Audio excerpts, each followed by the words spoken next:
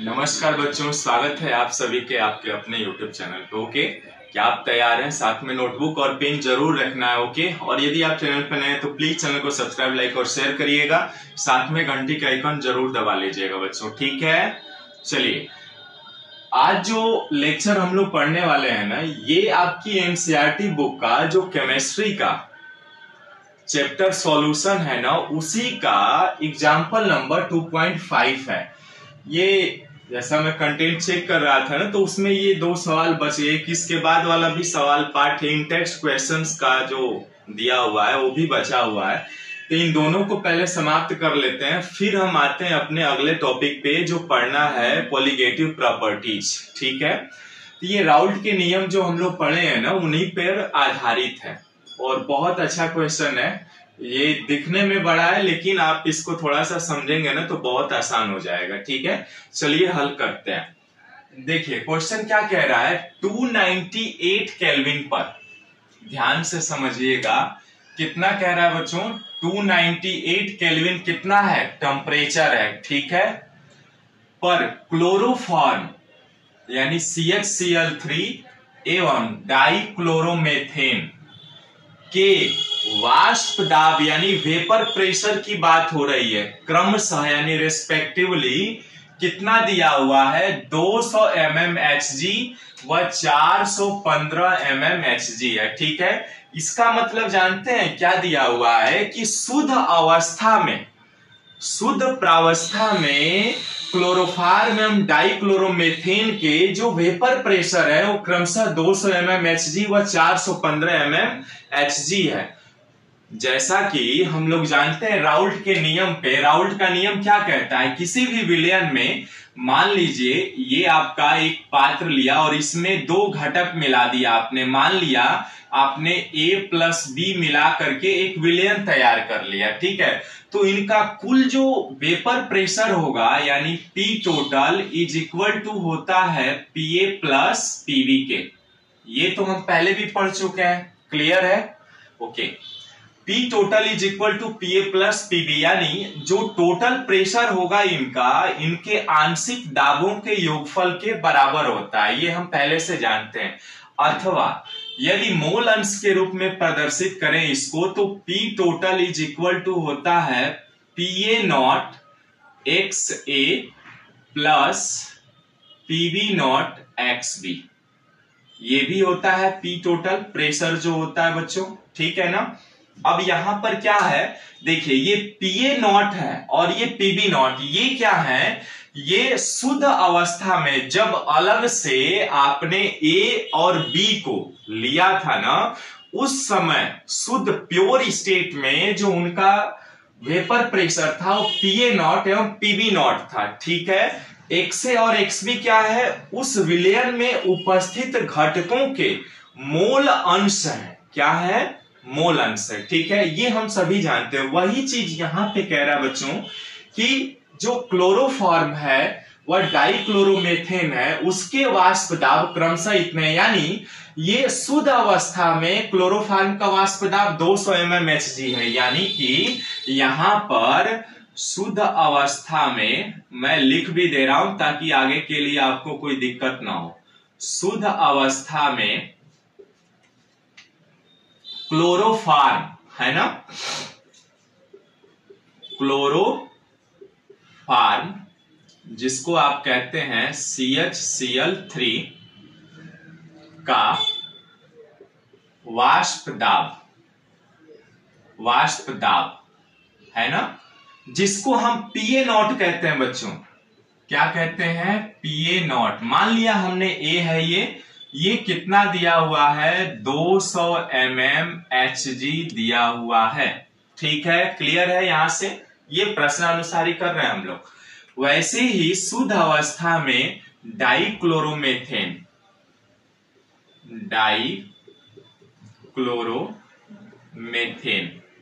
ठीक है, यानी इसका रासायनिक सूत्र होता है CH2Cl2 का वाष्प दाब, यानी मान लिया हमने ये PB नॉट है, तो PB नॉट बराबर क्या दे दिया बच्चों? यहां पर 415 mmHg, दे दिया। ठीक है, यहां तक क्लियर हो गया ना? ओके।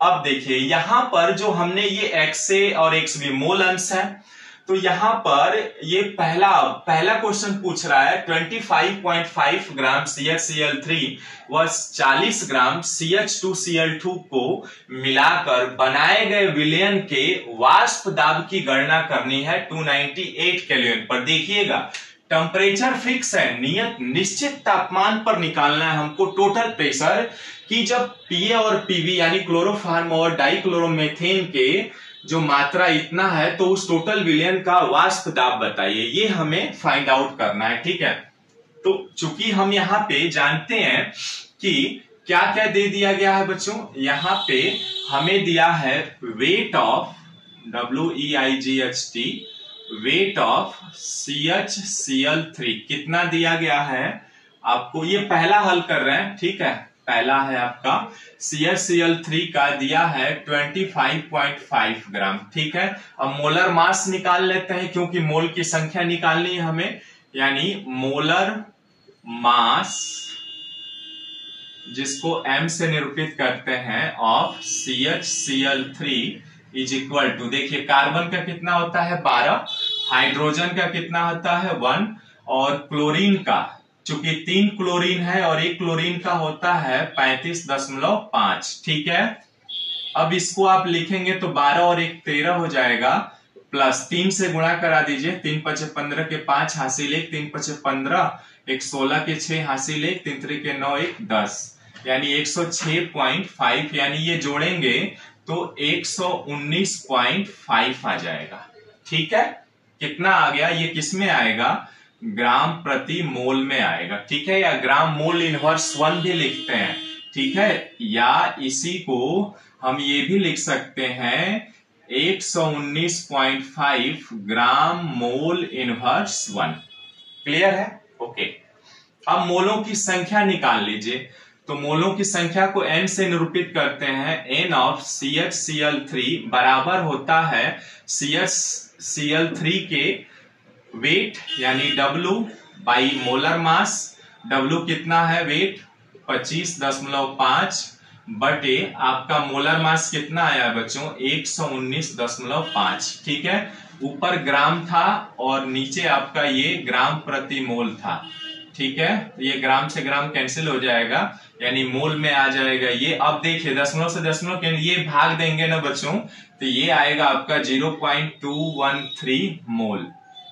कितना आएगा, भाग दे करके देख लीजिए, 0.213 मोल आएगा। ठीक है, अब जैसे ही इसका आपने निकाला वैसे ही आपको CHCl2 भी निकालना है। ठीक है ना, इसका स्क्रीनशॉट ले लीजिए, फिर आगे बढ़ते हैं। ले लिया आपने? ठीक है, अब यहां पर हमने ये हटा रहा हूं थोड़ा सा। ठीक है, यानी हमें यहां पे अब निकालना है क्या, वेट ऑफ, यहां पे मैं दूसरा निकाल रहा हूं, वेट ऑफ CH2Cl2 बराबर कितना दिया हुआ है बच्चों 40 ग्राम दिया हुआ है। ठीक है, इसका भी मोलर मास निकाल लीजिए, मोलर मास ऑफ CH2Cl2। ठीक है, CH2Cl2 का मोलर मास निकालेंगे बच्चों तो कार्बन का 12, हाइड्रोजन का 1 होता है तो ये आ जाएगा 1 गुणे 2, 2 हाइड्रोजन है, और क्लोरीन चूंकि 2 है और 1 क्लोरीन का होता है 35.5। ठीक है, गुणा करिए कितना आएगा 12 का 12 और ये 2 एकम 2 प्लस 2 से गुणा करा दीजिए तो ये आ जाएगा 2 पचे 10, 1 2 पचे 10, 1 11 हासिल 1। ठीक है, 2 3 6 1 7 यानी 71.0, यानी 12 2 14 हो गया, 14 और प्लस 71 12, ये गुणा सही है ना, 35 दूना 70 और आधा 71 हो जाएगा। ठीक है, 4 1 5 हो गया और 7 1 8, 85 ग्राम प्रति मोल आएगा। ठीक है ना, ग्राम प्रति मोल आ जाएगा। ठीक है, या इसे ही हम कहते हैं ग्राम मोल इनवर्स 1 कहते हैं। ठीक है, यहां तक आपने कर लिया ना, तो अब देखिए, अब यहाँ पे मोलों की संख्या निकाल लेते हैं, n CH2Cl2 बराबर निकालेंगे तो W बाई M होगा, यानी इसकी मात्रा 40 है और मोलर मास है 85। ठीक है, भाग दीजिए, ये 5 से कट जाएगा ना, देखिए 5 से कट जाएगा ये आपका 5/40 और 5 एकम 5 3 5 7 35, ठीक है, 8/17, ठीक है। ये आप भाग देंगे ना बच्चों तो ये आएगा आपका 8/17, है ना। ये कितना आएगा भाग दे करके देखिए, ये आएगा आपका 0.47 मोल आएगा, ठीक है ना। इतना आ गया बच्चों। अब जैसे ही आप इतना निकाल लिए ना तो अब हमें मोल अंश की जरूरत पड़ेगी, मोल अंश निकालेंगे, ठीक है। मोल अंश कैसे निकालेंगे आइए देखते हैं यहाँ पे, ठीक है। स्क्रीनशॉट ले लीजिए, लेना है तो ले लिया आपने, ठीक है। फिर आगे बढ़ते हैं, इस सवाल को हल करते हैं, ठीक है। चलिए, अब यहाँ पर हमने 0.47 निकाल लिया, तो अब आगे देखते हैं। यहाँ पर मैं कहीं लिख लेता हूं, ठीक है ना। यहाँ पे मोलों की संख्या NCHCl3 बराबर कितना दिया हुआ है 0.213 मोल, ठीक है। यहीं पे ब्रैकेट में लिख ले रहा हूं, और यहाँ पे दिया हुआ है NCH2Cl2 बराबर, यानी आपके डाइक्लोरोमेथेन के मोलों की संख्या है 0.47 मोल, ठीक है। ये हमें दिया हुआ है, ठीक है ना। अब चलिए आगे लिख लेते हैं। अब यहाँ पे हमें एक चीज और गणना करनी है, क्या करनी है वो ये करना है बच्चों कि यहाँ पर हमें मोल अंश की जरूरत पड़ेगी, है ना। यानी मोल अंश की जैसे ही जरूरत पड़ेगी तो हम निकालते हैं XCHCl3, है ना।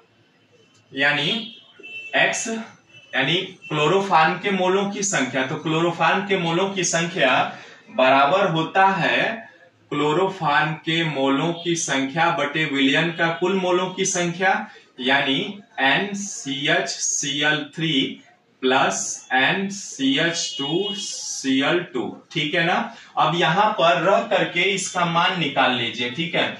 जैसे ही इसका मान निकालेंगे ये आएगा 0.213 बटे NCHCl3 का मान कितना है 0.213 प्लस NCH2Cl2 का मान निकाला है आपने 0.47, ठीक है। ये गुणा भाग करके आप करेंगे ना तो ये आ जाएगा आपका 0.312, ठीक है। 0.312 कितना आएगा 0.312 आ जाएगा, ठीक है। यहां तक आपने कर लिया ना।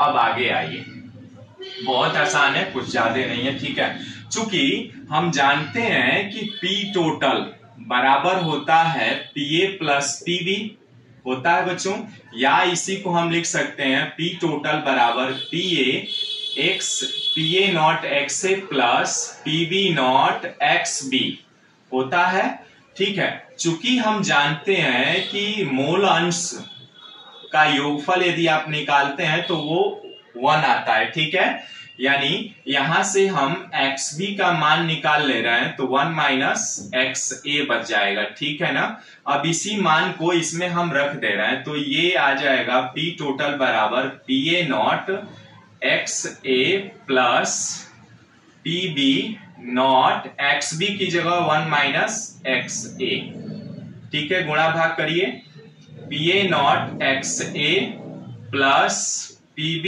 Not minus PB nought XB, ठीक है ना। XB वालों को एक साथ, सॉरी XA होगा ना बच्चों, ये XA होगा। XA वाले को एक साथ ले रहा हूं मैं, ठीक है। यहाँ पे जैसे ही XA वाले को एक साथ लेंगे तो P टोटल बराबर आ जाएगा आपका PB नॉट प्लस एक से कॉमन ले लेते हैं, ठीक है। एक से कॉमन लेंगे तो हमारे पास यहां पर बचेगा PA not plus, sorry PA not minus होगा, ये PA not minus PB not, ठीक है ना। अब यहां पर मान रख दीजिए, देखिए क्या होता है। PB नॉट का मान ये है आपका, ये PB नॉट पर शुद्ध अवस्था में दिया हुआ है तो 415 प्लस XA का मान आपने निकाला है अभी। XA हमने माना था ना कि A बराबर हमने मान लिया CHCl3 और B बराबर मान लिया था हमने CH2Cl2, ठीक है। तो ये वही है XA। अब एक ही इसलिए XB का मान इसलिए नहीं निकालना है, हमने ये कन्वर्ट करके निकाले, नहीं तो XB का भी निकाल करके रख सकते थे आप, ठीक है।